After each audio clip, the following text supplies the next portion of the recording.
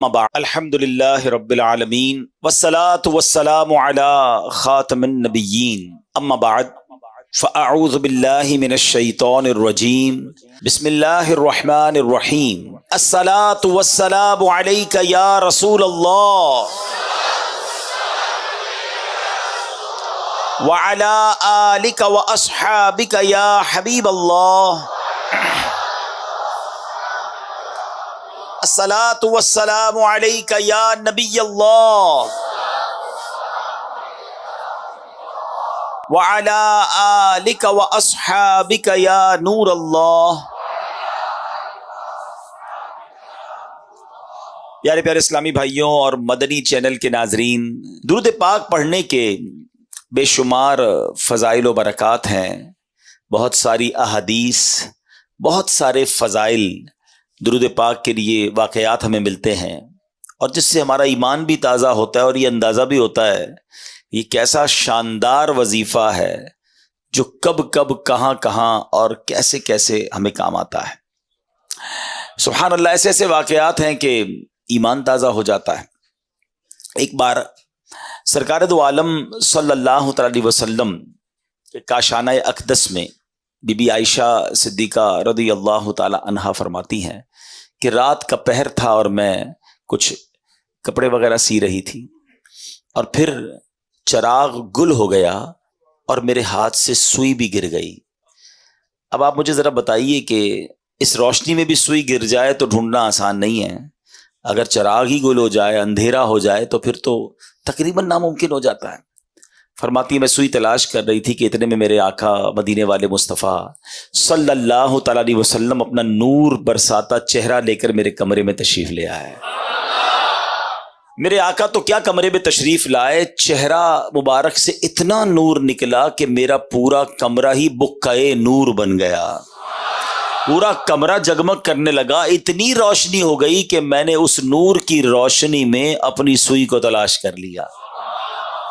یہ بڑی کمال کی بات ہے، ذرا سمجھیے گا، کسی کا چہرہ روشن ہونا، کسی کا چہرہ اچھا ہونا، لوگ کہتے ہیں چہرے پہ بڑا نور ہے، بڑا برائٹ چہرہ ہے، یہ الگ بات ہے، مگر چہرے سے نور اتنا نکلنا کہ اندھیرا کمرہ ہی روشن ہو جائے، اس نور کا عالم کیسا ہوگا۔ اور یہ تو احادیث سے ثابت ہے، اگر ہم یہ پڑھتے ہیں نعت کے نور والا آیا ہے، نور لے کر آیا ہے، سارے عالم میں یہ دیکھو کیسا نور چھایا ہے، تو یہ تو احادیث سے نبی پاک کو لوگوں نے دیکھ کر بتایا۔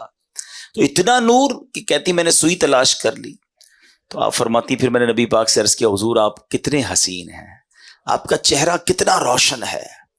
سرکار دو عالم علیہ الصلوۃ والسلام نے ارشاد فرمایا، آپ فرماتے بدبخت ہے وہ شخص جو قیامت کے دن میرا یہ چہرہ بھی نہیں دیکھ سکے گا۔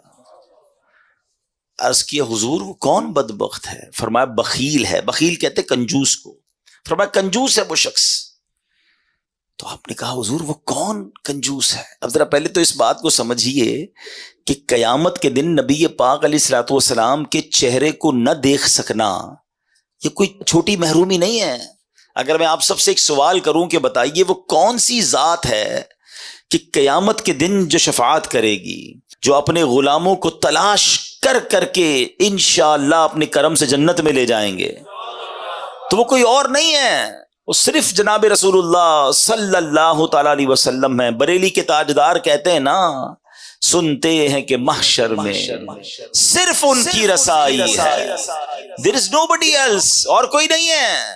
سنتے ہیں کہ محشر میں صرف ان کی رسائی ہے، گر ان کی رسائی ہے لو جب تو بنائی ہے۔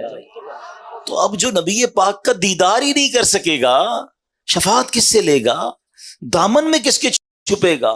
تو یہ چھوٹی محرومی نہیں، یہ بڑا پرابلم ہے۔ تو آپ عرض کرتی حضور وہ کون بخیل ہوگا، وہ کون کنجوس ہوگا؟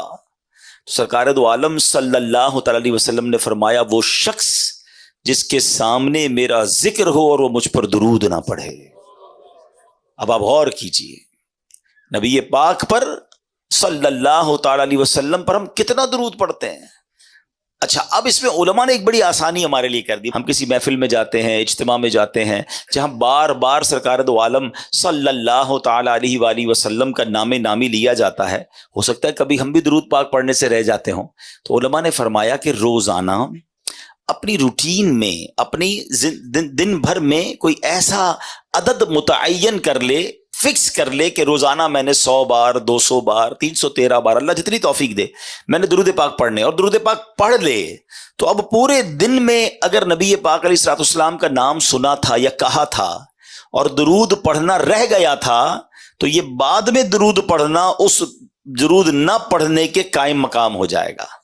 تو اب زندگی میں ایک اصول بنائیں، ایک روٹین بنائیں کہ فضول باتوں سے اپنے آپ کو بچا کر انشاءاللہ کثرت کے ساتھ درود پاک پڑھیں گے. ہمیں تو دیدار بھی کرنا ہے اور آقا سے ملاقات بھی کرنی ہے.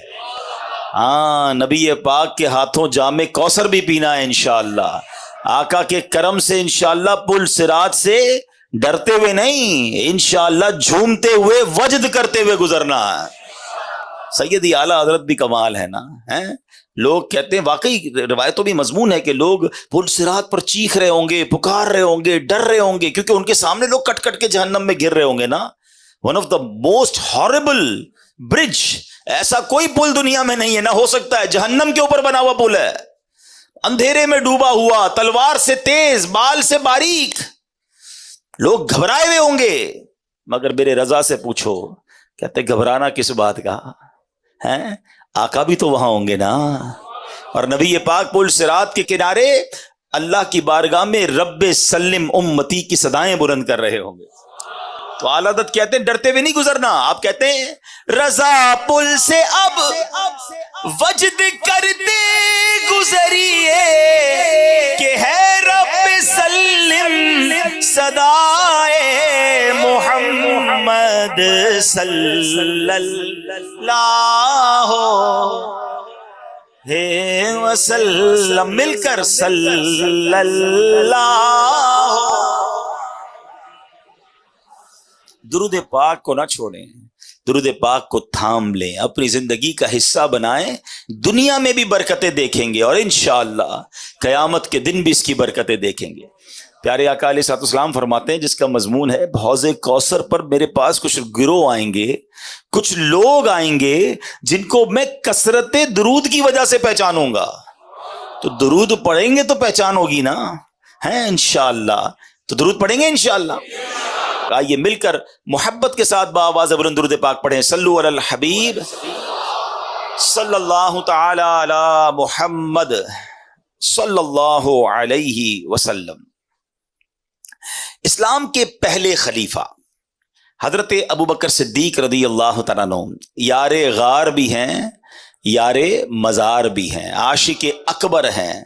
مرتبہ کیا ہے؟ افضل البشر بعد الانبیاء، یعنی کائنات میں انبیاء اور رسل کے بعد اگر کوئی سب سے افضل ہستی ہے تو وہ سیدنا صدیق اکبر رضی اللہ تعالیٰ عنہ کی ذات ہے. اچھا، آپ ایمان سب سے پہلے لانے والوں میں سے ہیں، آپ بہت بڑے بزنس مین بھی تھے. میں آج آپ کی 2 بڑی کمال کی بزنس ڈیلز بتانا چاہتا ہوں جس پر آپ کو ٹونٹ کیا گیا، جس پر آپ کو طنز کیا گیا. آج کسی کاروباری آدمی کو کوئی دوسرا کاروباری آدمی کہے کہ یار تم بڑے کاروباری بنتے ہو، اتنا مہنگا سودا لے آئے ہیں، ایسا گھٹیا مال لے آئے، اتنا گھاٹے کا سودا کیا، تو بزنس مین کو فیل ہوتا ہے کہ یار دوسرے لوگ میرے بارے میں کیا باتیں کر رہے ہیں. یہ بڑے کمال کے بزنس مین تھے.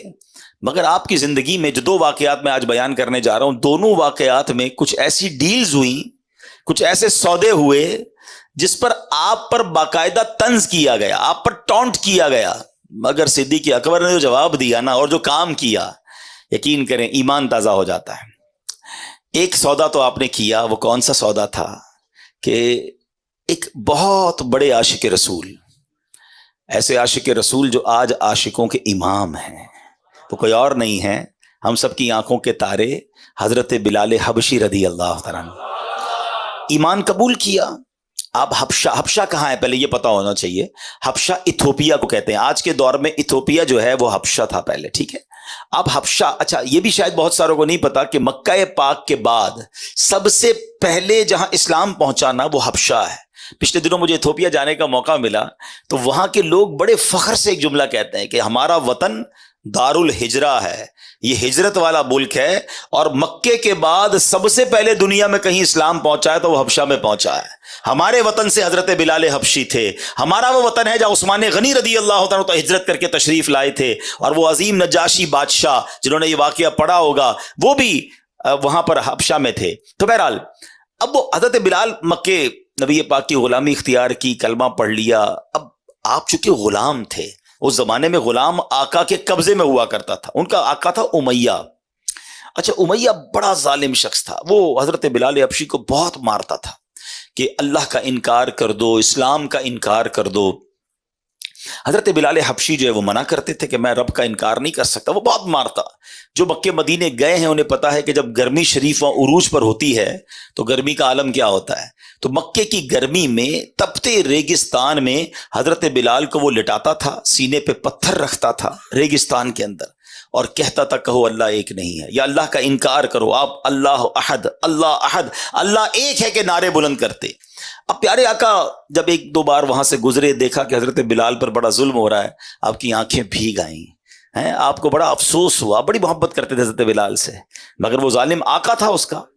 تو حضرت ابوبکر صدیق رضی اللہ تعالیٰ جب یہ دیکھا کہ نبی پاک بلال سے محبت بڑی کرتے ہیں اور یہ بندہ جو ہے قبضے میں ہے امیہ کے اور وہ اس کے آقا ہیں، تو آپ پہنچ گئے اس کے آقا کے پاس، امیہ کے پاس جا کر کہا اے امیہ، اس حبشی غلام کو مجھے دے دو، کتنے میں دو گے؟ تو اب میں آپ کو مثال کے ذریعے سمجھاتا ہوں ہمارے آج کل کے دور سے۔ مثال کے طور پہ اس زمانے میں مارکیٹ ریٹ 5,000 روپے تھا، اس زمانے کی کرنسی درہم و دینار تھی، میں سمجھانے کے لیے کہہ رہا ہوں، 5,000 ریٹ تھا۔ اس نے کہا میں 10,000 میں دوں گا۔ آپ نے کہا مجھے ڈیل منظور ہے، مجھے 10,000 میں دے دو۔ کہتا نہیں اب 15,000 میں دوں گا۔ کہا مجھے 15,000 میں منظور ہے۔ کہا 20,000 میں دوں گا۔ مثال دے رہا ہوں میں۔ آپ نے کہا مجھے 20,000 میں منظور ہے، وہ پیسے بڑھاتا گیا۔ حضرت ابوبکر صدیق اوکے کرتے گئے، آخر کار ایک اماؤنٹ طے ہو گئی، امیہ نے پیسے لیے، حضرت بلال حضرت ابوبکر کے حوالے کیے۔ پھر امیہ پتہ کیا کہتا ہے؟ اے ابوبکر تمہارے تو کاروبار کے بڑے چرچے ہیں، تمہاری عقل کے بڑے چرچے ہیں، میں نے سنا ہے تم بڑی اچھی ڈیل کرتے ہو، بڑے اچھے کاروباری آدمی ہو، یہ حبشی غلام کو اتنا مہنگا خرید لیا، تمہیں کاروبار نہیں آتا، یہ کیسی ڈیل کی ہے؟ ہائے ہائے ہائے، حضرت ابوبکر صدیق نے جو تاریخی جملہ ارشاد فرمایا نا، آپ فرماتے امیہ تمہیں کیا معلوم بلال کی قیمت کیا ہے، تم اس سے زیادہ مانگتے میں اس سے زیادہ تمہیں دیتا۔ خوشی خوشی حضرت بلال کو لیا، نبی پاک کی بارگاہ میں حاضر ہوئے، کہ حضور بلال حاضر ہے۔ اللہ اکبر، نبی پاک کی خوشی دیدنی تھی۔ آقا دو جہاں صلی اللہ تعالی علیہ وسلم نے کیا خوبصورت جملے ارشاد فرمائے۔ آپ فرماتے اے ابو بکر، بلال کو آزاد کرنے میں جو رقم خرچ کی ہے اس میں میرے بھی پیسے شامل کر لو۔ اللہ اکبر، حضرت ابو بکر صدیق کی آنکھوں میں آنسو آتے ہیں، کہتے حضور میرا جو کچھ ہے سبھی تو آپ کا ہے، میں نے اگر مال خرچ بھی کیا ہے تو حضور وہ بھی آپ ہی کا ہے۔ اللہ اکبر، سبحان اللہ۔ تو یہ ہے صدیق اکبر، کیسی ڈیل کی ہے، کیسا سودا کیا ہے۔ زمانہ سمجھ رہا ہے مہنگی ڈیل ہے، مگر صدیق اکبر نے نبی پاک کے دل کو راضی کر لیا ہے۔ حضرت بلال حبشی کو آزاد کروانے کا جو صحرا تھا، اللہ اکبر، وہ حضرت صدیق اکبر کے پاس ہے۔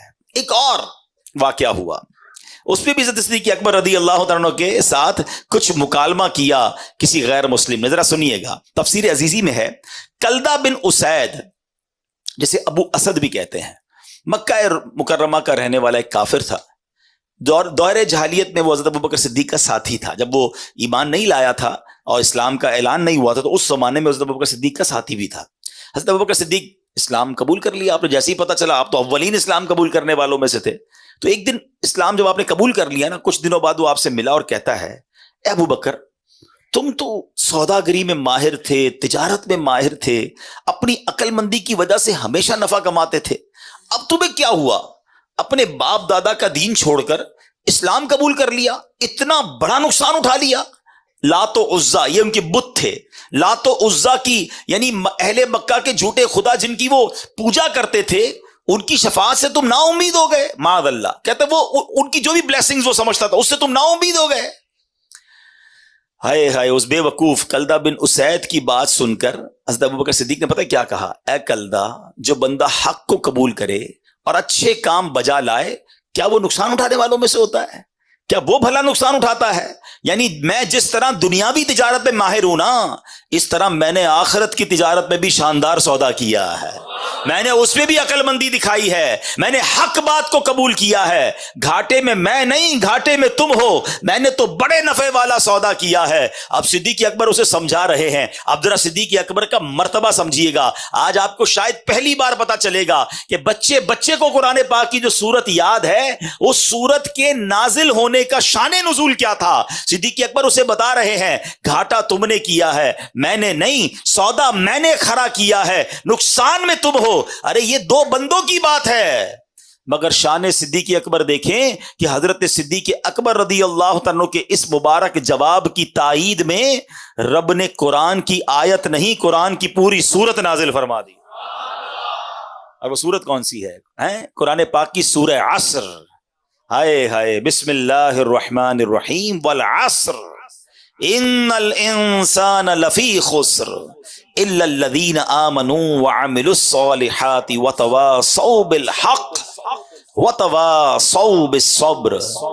زمانے کی قسم، بے شک آدمی ضرور خسارے میں ہے، مگر جو ایمان لائے اور انہوں نے اچھے کام کیے اور ایک دوسرے کو حق کی تاکید کی اور ایک دوسرے کو صبر کی وصیت کی۔ میرے پیارے اسلامی بھائیوں، حضرت صدیق اکبر رضی اللہ عنہ کے مبارک جواب کی تائید میں جو قرآن کی سورت نازل ہو رہی ہے، اس میں ہمیں کیا سیکھنے کو مل رہا ہے؟ انسان سارے کے سارے نقصان میں ہیں، سارے خسارے میں ہیں، صرف نقصان سے بچتا وہ ہے جس میں تین کوالٹیز ہوں، تین صفات ہوں۔ اب میں نے اور آپ نے چیک کرنا ہے، میں نقصان والی سائیڈ پہ ہوں یا ان تین چیزوں کے عمل کرنے والا ہوں اور نقصان سے بچنے والا ہوں۔ وہ تین چیزیں کیا ہیں؟ نمبر ایک، صاحب ایمان ہو، مومن ہو، اور جو مومن نہیں وہ تو جانوروں سے بھی بدتر ہے، اس نے تو دنیا میں آنے کا مقصد ہی گوا دیا، پھر وہ نقصان سے کیسے بچ سکتا ہے؟ ہم اللہ کا شکر ادا کرتے ہیں کہ پہلے وصف، پہلی کوالٹی ہمیں حاصل ہے کہ الحمدللہ ہم ایمان والے ہیں۔ ہم اللہ سے دعا کرتے ہیں مولا ہمارے ایمان کو سلامت رکھنا۔ اب سیکنڈ کیٹیگری کیا فرمائی؟ فرمایا نیک عمل کرتا ہو، کہ جو نیکیاں نہیں کرتا، گناہ کماتا ہے، وہ بھی سخت نقصان میں ہے۔ گناہ تو ایک آگ ہے جو انسان کی زندگی کو جلا کر راکھ کر دیتا ہے۔ امام حسن بصری فرماتے ہیں، اے ابن آدم تیری ہلاکت ہو، کیا تو اللہ پاک سے مقابلہ کرنا چاہتا ہے؟ ہاں، جس نے اللہ پاک کی نافرمانی کی گویا اس نے اللہ پاک سے جنگ کی۔ تو پتہ چلا ایمان والا ہو، نیک اعمال کرنے والا ہو۔ اب یہ چیک کرنا ہے مجھے اور آپ کو، ہم نیکیاں کرنے والے ہیں یا گناہ کرنے والے ہیں۔ تیسرے نمبر پر فرمایا حق بات کی اور صبر کی وصیت کرنے والا ہو، جو خود بھلے نیک بن جائے مگر دوسروں کو نیکی کی دعوت نہ دیتا ہو، دوسروں کو برائی سے منع نہ کرتا ہو، وہ بھی نقصان میں ہے۔ عین ممکن ہے کہ جب گناہگار عذاب میں گرفتار ہوں تو یہ بھی پکڑ میں آ جائے۔ تو اب یہ بات سمجھنی ہے کہ ایمان والا نقصان میں نہیں، نیکیاں کرنے والا یہ نقصان سے بچ جائے گا، اور دوسروں کو بھی نیکی کی دعوت دے، دوسروں کو بھی اچھی باتیں بتائے، یہ نقصان سے بچنے والا ہے۔ ہمیں چیک کرنا ہے کہ یہ تینوں اوصاف ہمارے اندر ہیں کہ نہیں۔ قرآن کریم کی ایک مختصر سورت ہے یہ مبارک سورت، والعصر، مکہ مکرمہ میں نازل ہوئی۔ اس میں صرف ایک رکوع ہے، 3 آیتیں ہیں، 14 الفاظ ہیں اور 68 حروف ہیں۔ حضرت ابی بن کعب رضی اللہ تعالیٰ عنہ سے روایت ہے، رسول ذیشان مکی مدنی سلطان صلی اللہ تعالیٰ علیہ وسلم نے فرمایا، جو سورہ عصر پڑھے اللہ پاک اس کے لیے صبر پر مہر لگا دے گا اور روز قیامت اہل حق کے ساتھ ہوگا۔ اتنی مختصر سورت اور اتنے فضائل، شاندار لیسن، زندگی گزارنے کا گویا طریقہ بیان کر دیا گیا اس مختصر صورت میں۔ بظاہر تو بڑی مختصر صورت ہے مگر کاش ہم اس کو سمجھنے والے بنے۔ امام محمد بن ادریس شافعی رحمۃ اللہ تعالی علیہ، امام شافعی اس مختصر صورت کے بارے میں کیا فرماتے ہیں کہ آپ فرماتے ہیں اگر لوگ اس ایک صورت میں غور و فکر کریں تو یہی ان کے لیے کافی ہے۔ ایک سورت ہی قرآن کی کافی ہے زندگی گزارنے کے لیے، آپ ہی کا فرمان ہے۔ اگر اللہ پاک سورہ عصر کے علاوہ اور کوئی دلیل نازل نہ فرماتا تب بھی یہی نصیحت دنیا اور آخرت کے لیے کافی ہو جاتی۔ اس قدر ڈیپ ہے، اس قدر لیسن ہے۔ افسوس یہ کئی بار پڑھی، کئی بار امام صاحب نے پڑھی، ہم نے سنی، مگر کیا اس نے دل پر اثر کیا؟ انڈرسٹینڈ ہی نہیں کرتے ہم قرآن کو۔ ترجمہ تفسیر سے پڑھتے ہی نہیں ہیں، حالانکہ کتنا کمال کا میسج ہے. اللہ اکبر. اچھا اب ہم یہ کہہ رہے ہیں کہ 14 الفاظ 3 آیتیں اور اتنا سبق. آگے چلیے، سورہ عصر کی اہمیت کا اندازہ یہ لگانا ہوگا کہ اسے یاد رکھنا، بار بار دہراتے رہنا چاہیے. طبرانی شریف میں ہے کہ 2 صحابہ کا یہ معمول تھا کہ جب آپس میں ملتے تھے ایک دوسرے کو سورہ عصر سنایا کرتے تھے. والعصر ان الانسان لفی خسر، تاکہ یاد رہے کہ نقصان ہے، یہ انسان خسارے میں چلا جائے گا اگر اچھی باتیں نہیں کرے گا، ایمان پر استقامت حاصل نہیں کرے گا. اللہ کرے کہ ہم بھی جب دوست ملیں آپس میں، کوئی کسی کو قرآن سنائے، کوئی حدیث سنائے، کوئی آخرت کی بات بتائے. ہماری تو گیدرنگ کی فضول بات سے شروع ہوتی ہے، غلط باتوں سے سٹارٹ ہوتی ہے، غلط باتوں پر ختم ہوتی ہے. ہم 1 گھنٹہ چائے پر بیٹھ جائیں، کبھی پوسٹ مارٹم تو کیا کریں اپنی گیدرنگ کا کہ یار 2 گھنٹے دوستوں میں بیٹھا، کھڑا ہوا، کر کے کیا آیا؟ غیبتیں، حسد، بہتان، مذاق، مسخری، کسی کی دل آزاری. یعنی ہماری 1-2 گھنٹے کی محفل بھی کتنی فضول باتوں پر مشتمل ہوتی ہے. نہ کریں، یہ وقت گزرتا جا رہا ہے. سورہ عصر کی ایک اور خوبصورت بات، انشاءاللہ آج اسی سورت کے بارے میں مختلف ڈائمینشن سے،